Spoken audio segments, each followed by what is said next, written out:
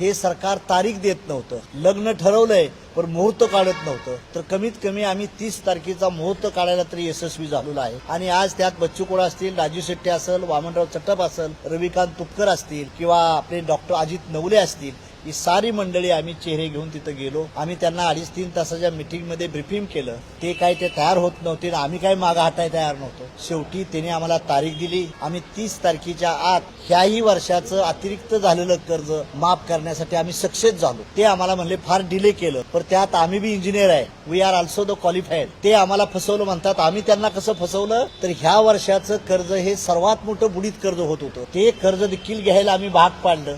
म्हणून 30 जूनची तारीख आम्हाला फायनल मिळाली.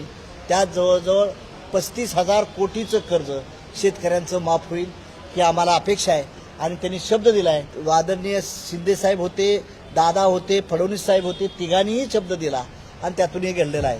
त्यामुळे शेतकऱ्याची मुवमेंट घेऊन आम्ही जनतेमध्ये असंतोष जास्त आहे, युवक वर्गात जास्त आहे, महिलांमध्ये आहे आणि सर्व दलित विरुद्ध मुसलमान, मुसलमान विरुद्ध हिंदू हा डाव जी टाकत होते त्या डावाला आम्ही कुठतरी पोलराईज करायला यशस्वी झालो आहे.